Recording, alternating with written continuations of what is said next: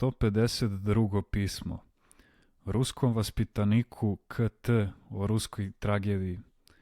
Kao ruski vaspitanik vi treba bolje od mene da znate uzroke mučne tragedije koje je snašla ruski narod. No koliko je meni poznato, Rusiju nije snašla nesreća zbog greha ruskog naroda, nego zbog greha jednog dela ruske inteligencije. Naime, zbog judaizovane inteligencije ruske.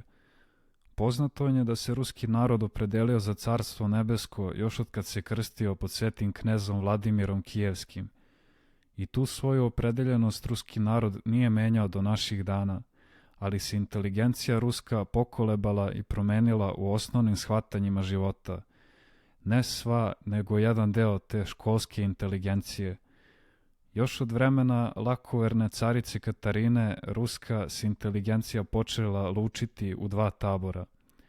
U jednom su taboru bili oni koji su zajedno s narodom hteli da Rusija ostane zauvek sveta Rusija, sa idealom hrišćanske svetosti kako pojedinaca, tako i vascelog naroda. U drugom su taboru bili oni koji su želeli jednu Rusiju sa idealom zemaljskog carovanja i zemaljske kulture. Prvi su gledali cilj ljudskog života iznad svega zemaljskog, u carstvu večne duhovne stvarnosti u Božjem carstvu.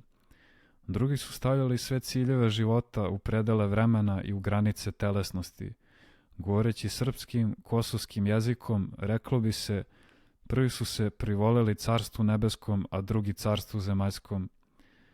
Nikako čudo što su se ovi drugi našli u jednom taboru s Judejima, koji su se još pre Golgote odlučili za carstvo zemaljsko, zbog čega su i raspeli na krst otkrivača carstva nebeskoga, kad je Hristos blagoslovio i čudotvorno umnožio hleb i sa 5 hlebova nahranio 5.000 ljudi. Njegovi protivnici, prvrženici carstva zemaljskoga, hteli su ga odmah učiniti svojim carem. A kad razumije Isus da hoće da dođu da ga uhvate i učine ga carem, on otide opet na goru sam. On je mislio nebesko, oni zemaljsko.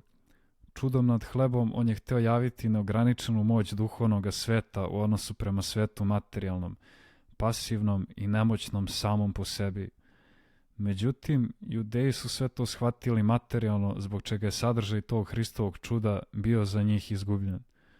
Oni su ga hteli učiniti carem kao tobožnjeg mađioničara da bi ih oslobodio od Rimljana i stvorio im veliko carstvo zemaljsko i samo zemaljsko.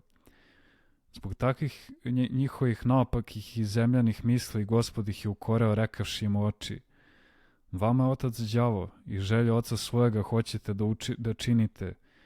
I zaista s duhovnog gledišta đavolski su porod svi oni koji izgubivši iz vida besmrtno carstvo nebesa, jedini cilj i jedino dostojanstvo čoveka, išto isključivo samo carstvo zemaljsko. Jer je sasvim jasno da tamo gde vlada smrt ne mogu biti krajnji ciljevi čovekovi, ma šta čovek bio i imao. Jasno je i gde je služba, nije plata, nego na kraju službe dobija se plata. A kraj službe jeste i kraj našeg života na zemlji. Znači, plata se daje posle smrti, a služba ljudi u ovome svetu, shodno shvatanju cilja života, može biti trojaka. Služba Bogu i mamonu i služba đavolu. Samo prva služba, čista i nepomešana, jeste služba Bogu. Sve ove ostale su službe đavolu. Narodna ruska inteligencija vršila je službu Bogu, potčinjavajući pri tom sve interese carstva zemaljskoga vrhovnim interesima carstva nebeskoga, carstva ne od ovog sveta. Nenarodna ruska inteligencija htjela je služiti carstvu i nebeskom i zemaljskom, no pri tom, stavljajući prvo kao sredstvo drugog, otuda se na njoj pokazala istinitost spasiteljevih reči. Ne možete služiti dva gospodara.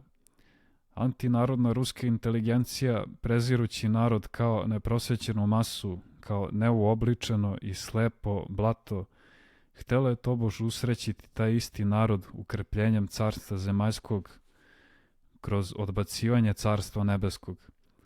Blizu 200 godina vodila se borba između ovih raznih tabora ruske inteligencije. Ta borba se javljala i u politici, i u književnosti, i u umetnosti. Najzad je preovladala ona antinarodna ruska inteligencija sa zemaljskim umom i srcem nad narodnom inteligencijom sa nebeskim umom i srcem, tako da je ona prva stajala prema drugoj u srazmeri kao 2:1. Popuštenjem sila nebeskih prevladali su i došli na vlast judaizirani. I ovi sad vladaju ruskom zemljom, ali ne i ruskom savešću.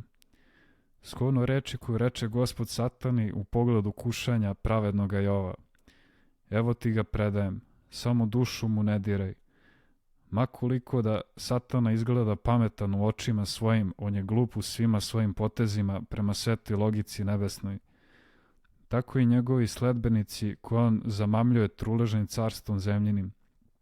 I ruka Satanina neće se kosnuti duše ruskog naroda, Bog ne dozvoljava.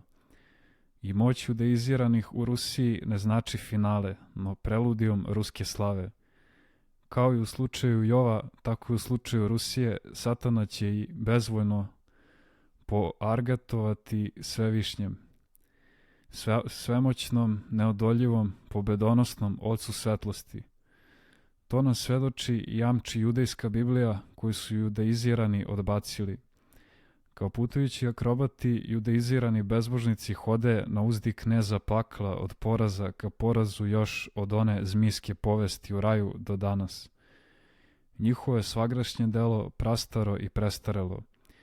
Drsko utonuti Boga u laž, zlobno odricati carstvo nebesko i bezuspešno zasnivati carstvo zemaljsko. Kad zasija svetlost Hristova, njihova senka u istoriji ostaće vrlo mračna i stolećima strašiće narode i pripijati ih uz Boga.